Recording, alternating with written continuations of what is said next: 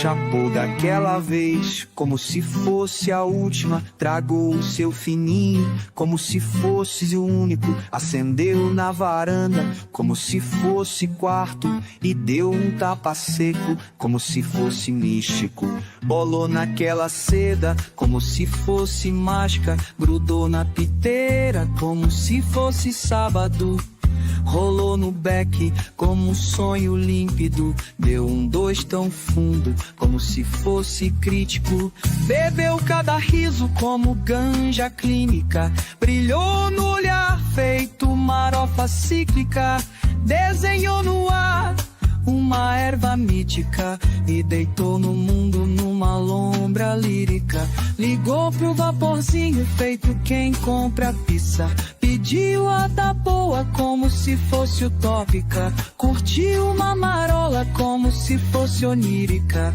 Entorpeceu a mente feito feitiço pálido. Brisou a beira-mar como figura histórica. Olhava a fumaça como se entrasse em órbita. Cai entre os dedos como se fosse plástico. E viu no próprio grão portal pro espaço. Prendeu a bola como se fosse Romário. Sentiu a maresia como urtina diária. Mocosou uma ponta quase ordinária e olhou pro haxixe num sonho cálido. Sentou pra viajar como se fosse príncipe. Comeu pão com açúcar como se fosse épico. Sorriu pra parede como se fosse amiga.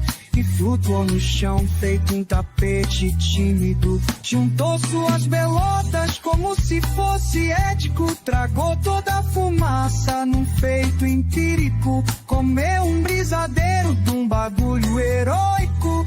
E acendeu o céu como se fosse líquido. Pensou em vezes teoremas cataclísmicos. Beijou Mary Jane como num romance tórrido. Fumou na contramão, encantando o tráfego. E olhou pro baseado como se fosse eterno. Caiu no próprio riso como se fosse lírico. Virou num pensamento como se fosse cômico. Deixava o seu prensado como se fosse lúdico.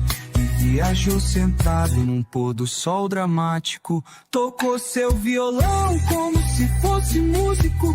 Cantou Bob Marley como se fosse hino. Deu goma numa seda com os lábios úmidos. E entrou no quarto com um bong cilíndrico. Dormiu com o sagrado cheiro da Jamaica. Pensei na colheita da manga rosa límpida. Acordou no domingo com a cabeça rápida. Se esqueceu de tudo como se fosse mágica. Já